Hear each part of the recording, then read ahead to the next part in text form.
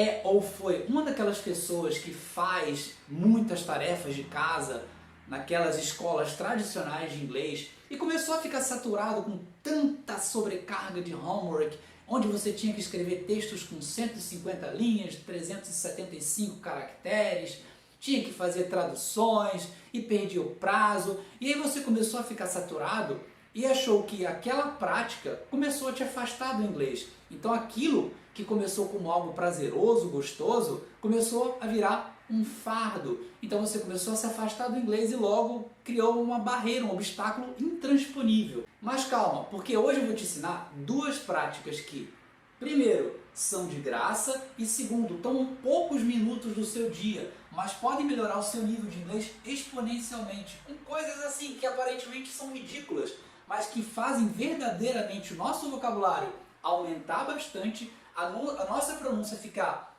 gradualmente melhor, e não que seja aquela coisa cansativa que você se cobra de ter a pronúncia perfeita, mas você vai respeitando o tempo que você está praticando. E ela está sempre de acordo com o que você pode fazer com o tempo que você tem ao seu dispor.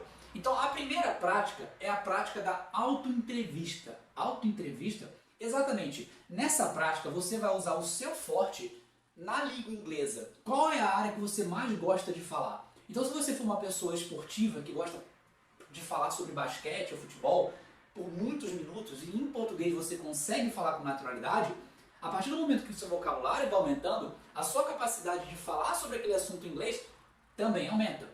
Mas se você é uma pessoa que está estudando ou já faz medicina e você fala com desenvoltura melhor sobre esse tema, sobre a área médica, então a sua prática tem que ser assim. Mas se você é o tipo da pessoa que gosta de ir pra balada, que gosta de diferentes gêneros musicais, então você vai começar a se auto-entrevistar, fingindo que você está numa entrevista de emprego em que você quer uma vaga em uma banda, por exemplo. O barato dessa prática é que você, de preferência sozinho, porque geralmente quando tem alguém de fora, essa pessoa julga você e você se sente um pouco ridicularizado, então a prática é para ser feita de forma solitária. Sozinho, você separa ali 5, 10 minutos do seu dia, ou no carro, ou em casa, ou tomando banho, e aí você vai praticar fingindo que você é aquela pessoa daquela situação, daquele faz de contas. Então você está querendo uma vaga numa banda, e aí você começa a perguntar mentalmente para você, o cara é um entrevistador, ele pergunta para você sobre jazz, sobre axé, qualquer coisa, e você vai respondendo em inglês. Mas você vai respondendo e se permitindo errar. Você se permita ficar num vácuo de tempo que você não tem vocabulário para aquilo.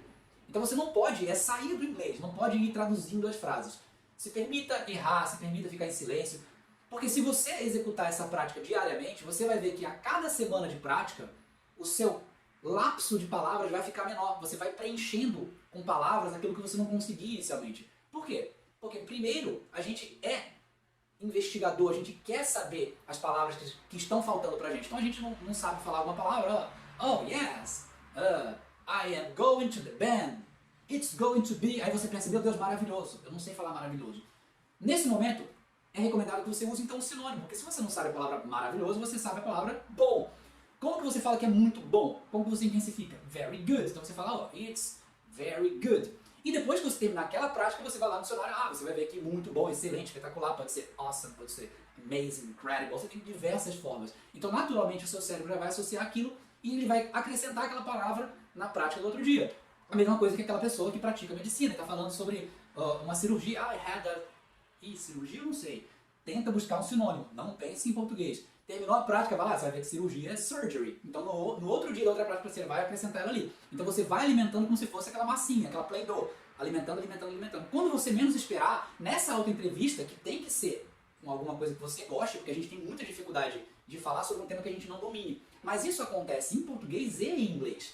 Ninguém é fluente sobre todos os assuntos, nem em português. Quem dirá em inglês. Então faça essa autoentrevista uma prática sua.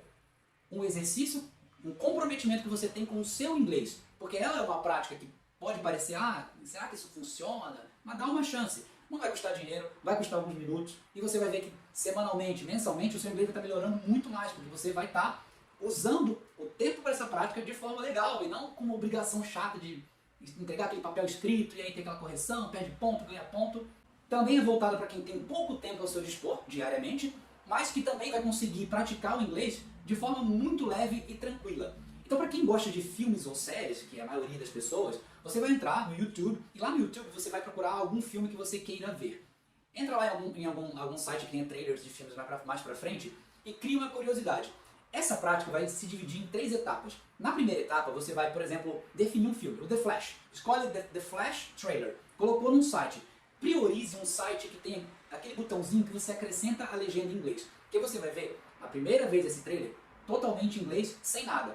Para você medir o seu nível de inglês. Você vai ver se, nesse primeiro momento, você apenas conseguiu ouvir palavras-chave, então aqui você está trabalhando o seu listening, ou se você já consegue contextualizar, entendendo pelo menos 50%, ou se você está tipo, muito fera e entendeu tudo em inglês. Aí, meu Deus do céu, então essa prática nem é para você.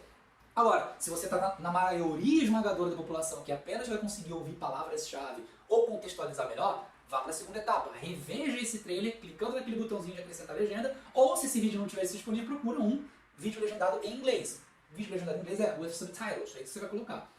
Nessa segunda prática, você vai começar a ver que aquilo que você ouviu agora está escrito ali. Então você vai ver a palavra escrita e vai melhorar a sua pronúncia consequentemente. E aí, num terceiro momento, e agora se você tinha palavras-chave, na segunda vez você já consegue contextualizar. E a pessoa que já conseguir contextualizar bem e entender muita coisa, nessa segunda, ela já vai conseguir entender praticamente tudo. E aí que vem um terceiro momento, que você vai ver o trailer legendado em português. No caso, você vai ter que procurar um outro vídeo. Normalmente não tem sem legenda, legenda em inglês, também legenda em português. Mas você vai, The Flash, trailer legendado, agora é mais tranquilo. Porque aqui você vai ver a diferença entre o que é dito lá e o que é dito aqui. E vai perceber que nem sempre a tradução literal existe. O que existe é, os dubladores, essa indústria, ela é voltada para a pessoa que não tem um inglês tão bom assim. Para que a gente consiga entender de acordo com como a gente fala coisas aqui no Brasil. Então, às vezes, a expressão está ali escrita de um jeito, mas para cá se traduz de uma outra forma, porque a pessoa que não tem um inglês tão bom vai entender assim. E aí você vai começar a ser um observador e ver como é dita cada expressão, que nem sempre o que está escrito ali é a tradução ao pé da letra. Então, essa prática de filmes, e também pode ser com séries, é muito boa para te dar um vocabulário muito maior, para criar também uma curiosidade dos próximos filmes que você quer ver no cinema ou no streaming, de fazer você conhecer inúmeras expressões que você nem sabia que existia e também melhorar a sua pronúncia. Então essas são apenas 2 de muitas práticas que você pode acrescentar no seu dia a dia, que vai te custar pouco tempo, poucos minutos, e que não vai distanciar você da língua inglesa porque você está saturado de entregar 65 tarefas de casa repetitivas, sempre com a mesma estrutura. O inglês, quando ele é leve, ele tem que ser leve, ele é um idioma inigualável para se aprender. Bons estudos!